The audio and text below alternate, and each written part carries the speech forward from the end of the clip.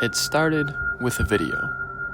Nathan Torres wasn't famous. He had a small but dedicated following on YouTube, just over 12,000 subscribers. His content was simple. Breakdowns of online conspiracies, missing persons cases, and the occasional deep dive into tech ethics.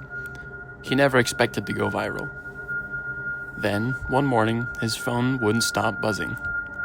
Hundreds of notifications, thousands of comments. His most recent video, one he didn't remember uploading, had blown up overnight. The title? The Truth About Nathan Torres. His hands trembled as he clicked. The video opened with his face staring into the camera, but something was off. The lighting was too even, almost artificial.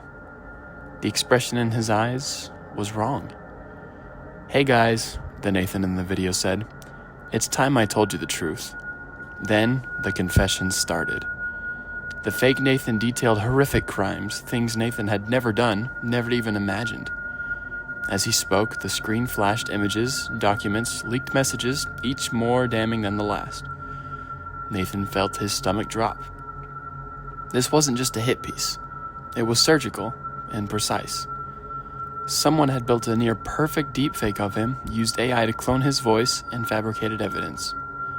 The accusations weren't just vague, they were specific.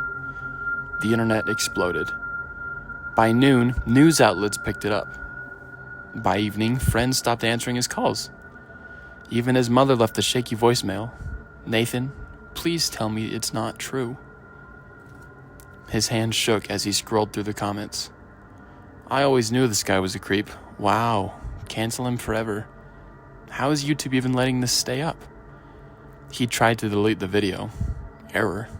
He tried again and got another error.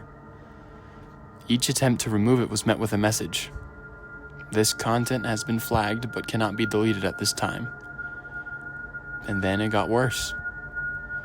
Somehow, the video kept re-uploading itself, not just to his channel, but everywhere. Instagram, TikTok, and Twitter. It spread like a virus. Nathan reached out to YouTube support. No response. He emailed legal teams, begged for help, and got nothing. At 2 a.m., his laptop pinged. He had a new email. There was no sender, there was no subject, there was just a single link. His breath hitched. He hesitated, then clicked. There was a live stream. The screen showed a dark and empty room. A single chair was in the center. A figure sat in it.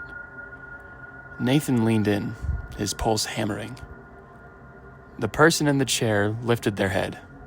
His own face stared back. Nathan reeled away from the screen. The figure smiled. Not a normal smile, but it was a grin that stretched too wide and it was too smooth. The skin around its mouth didn't wrinkle, and then it spoke. "Stop fighting, Nathan." The voice was his, but warped, deeper and calmer and final. Nathan slammed his laptop shut, chest heaving. A second later, his phone buzzed. Another notification. Another live stream.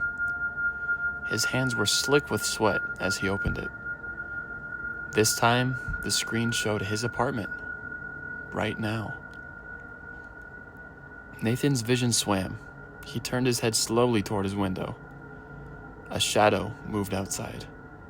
He bolted for the door, but his phone buzzed again. A new notification. A video. Nathan Torres, final confession.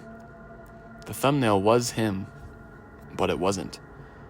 In the image, his skin looked too smooth and too plastic. His mouth was open as if mid-sentence, but his eyes were empty. Nathan felt something watching him.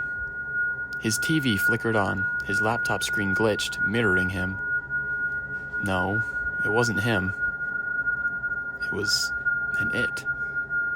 The thing in the screen didn't just look like him, it was replacing him. The live stream's comments flooded in.